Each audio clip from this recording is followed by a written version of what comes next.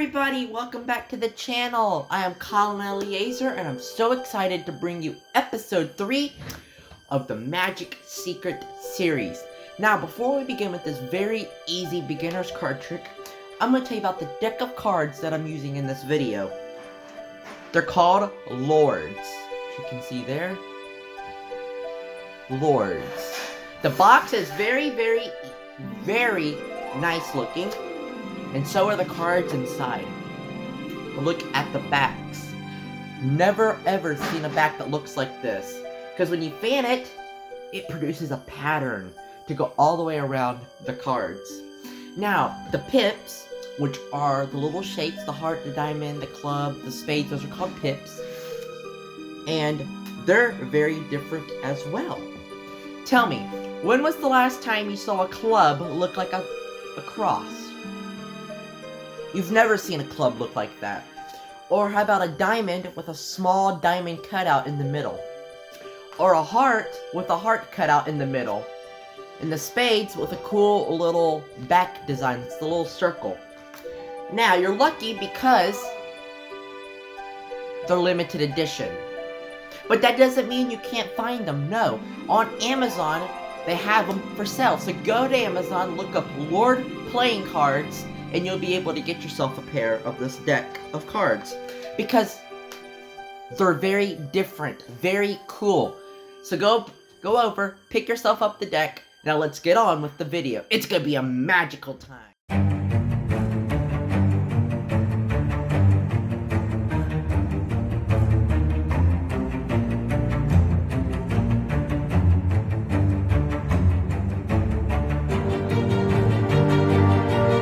Here's a story of a Renaissance festival. If you don't know what it is, it's a medieval times themed fair that takes place yearly all over the world during the fall in a hotel that simply wasn't big enough. One day, 4 actors came down from the Renaissance fair. They were needing a hotel room to stay in. And the owner's like, "Oh, I'm so sorry. I only have 4 rooms." And the actors are like, "Well, that's okay. Because there's 4 of us, so you can put each of us in the room." So he did.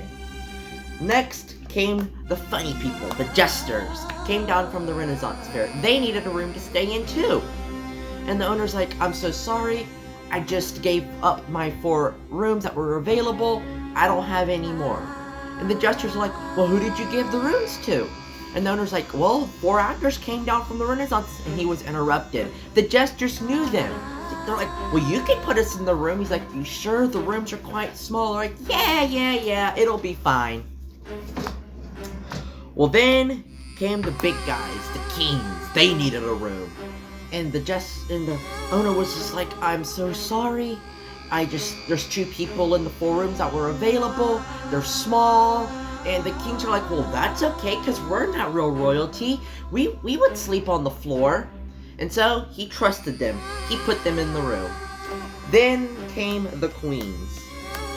The queens needed a room. He's like, "Well, I know you guys are part of the Renaissance fair, but there's 3 people per room, and that's the max. That's as much as I would put person in a room, because they're quite small."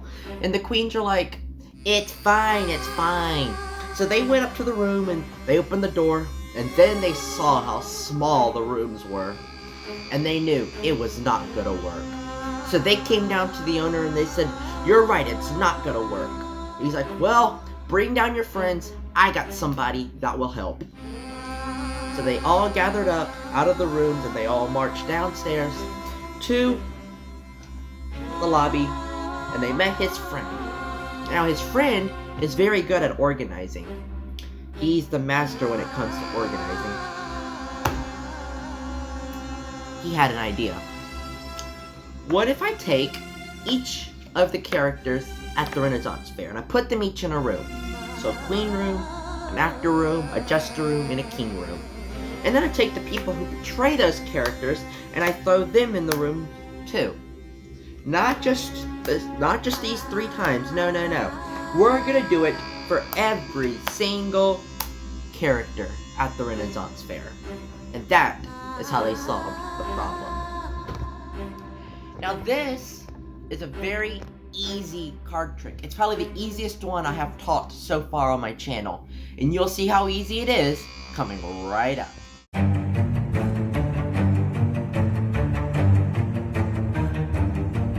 Here's the secret. The cool thing is, after you're done performing it, guess what? It's set and ready for you to perform it again. Watch, I'm going to show you the setup. So here's the cards on the table. They were left in the position after I performed it. Here. It does not matter the order of the cards. You can have these in any order you want. You can use any card. If you want to do this for the whole entire deck, you can. And it would take forever to get through the whole thing. But you just square these up, and then you put them in the order that you're going to present them. So I start off with the ace, then I go to the jesters or the jacks, put those down. Then I take the kings, and I put those there. And then the queens go right there. Now the deck is set and ready. Like I said, you can do this for the whole entire deck if you want to. Now, you don't have to use the story. If you want to create a whole new story, you can with different fictional characters, like the bullies get on the bus and blah blah blah. If you want to do something like that, you can. You don't have to use the story that I use. You don't have to use the same cards I use either. This is just the way I did it. I crafted the story around this. Now, it's self-working, okay? When I'm over here and I'm dealing the 4 cards out, I'm not doing any magic at all. I'm not. I'm just doing what I'm saying I'm doing. I'm dealing out the cards, okay? But what I'm actually doing is I'm preparing the cards in a certain order that when you get ready to do the cut, it will work. That's the secret, the cut. Putting these in a certain order like this, you can start off with any one of these tiles and you can stack them anyway and it'll still work. So for instance, I do this and I'm stacking it like this. Boom, it's set and ready. Then you put it on the table and you have your spectator come over and cut the cards, okay? Just like that.